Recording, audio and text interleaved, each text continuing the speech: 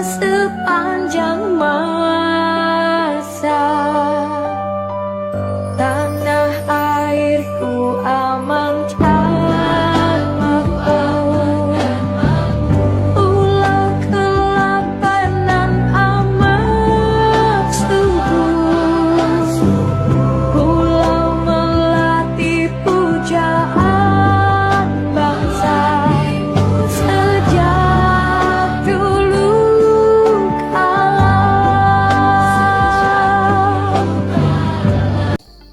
Assalamualaikum warahmatullahi wabarakatuh. Perkenalkan, nama saya Azhara Putri Artika dari 10 HKS 1 akan mempresentasikan tugas PPKN. Posisi tugas dan tanggung jawab sebagai warga negara. Yang A. Asas penentuan posisi status warga negara. Yang pertama, asas jus sanguinis, kewarganegaraan berdasarkan keturunan. Contohnya, jika orang tua adalah warga negara Indonesia, maka anaknya juga dianggap sebagai warga negara Indonesia. Yang kedua, asas sul soli kewarganegaraan berdasarkan tempat lahir. Contohnya, jika seseorang lahir di Indonesia, maka ia dianggap sebagai warga negara Indonesia. Yang ketiga, bipatrit atau berkewarganegaraan, kondisi di mana seseorang memiliki kewarganegaraan lebih dari satu negara. Ini bisa terjadi karena berbagai alasan, seperti perbedaan asas kewarganegaraan antara negara-negara yang bersangkutan. Yang keempat, apatride atau tidak berkewarganegaraan, kondisi ini di mana seseorang tidak memiliki kewarganegaraan dari negara manapun. Ini bisa terjadi karena berbagai alasan, seperti perpindahan penduduk atau konflik hukum kewarganegaraan. Yang kelima, asas kewarganegaraan yang berlaku di Indonesia. Indonesia menganut asas kombinasi antara jus sanguinis dan jus soli. Yang B, asas kewarganegaraan yang berlaku di Indonesia. Yang pertama, Indonesia menganut asas kewarganegaraan berdasarkan Undang-Undang 1945 dan Undang-Undang No. 12 Tahun 2006 tentang Kewarganegaraan Republik Indonesia. Yang kedua, tugas tanggung jawab sebagai warga negara. Tugas mematuhi hukum, membayar pajak, menjaga keamanan dan ketertiban masyarakat, serta berpartisipasi dalam pembangunan nasional. Tanggung jawab menjaga keutuhan negara, kesatuan Republik Indonesia, menghormati hak-hak asasi manusia, dan berperan aktif dalam kehidupan bermasyarakat, berbangsa, dan bernegara. C. Sistem pertahanan dan keamanan negara Indonesia.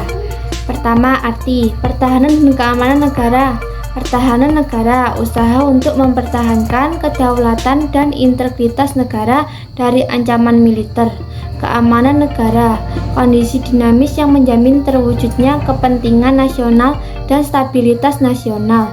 2. Sistem pertahanan dan keamanan negara. Sistem pertahanan dan keamanan negara Indonesia diselenggarakan melalui sistem pertahanan negara yang bersifat defensif dan keamanan negara yang menjamin stabilitas dan keselamatan masyarakat. 3. Dasar hukum pertahanan dan keamanan negara. Undang-Undang Dasar 1945, Undang-Undang No. 3 Tahun 2002 tentang Pertahanan Negara, dan Undang-Undang No. 2 Tahun 2002 tentang Kepolisian Negara Republik Indonesia. 4. Pembangunan nasional di bidang pertahanan dan keamanan negara. Pembangunan nasional di bidang pertahanan dan keamanan bertujuan untuk meningkatkan kemampuan pertahanan dan keamanan negara serta kesadaran bela negara di kalangan masyarakat.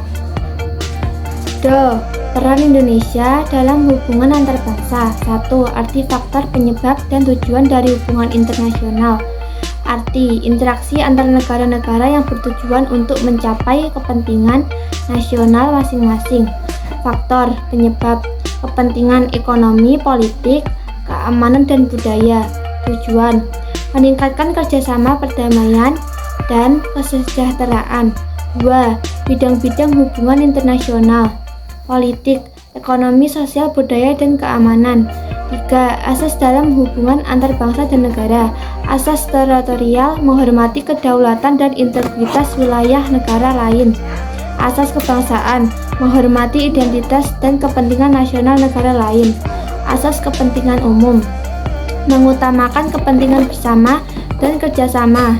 Asas Pacta Sunt Servanda, menghormati dan melaksanakan perjanjian internasional dengan etika baik. Asas equality rights, menghormati kesetaraan dan hak-hak negara dalam hubungan internasional.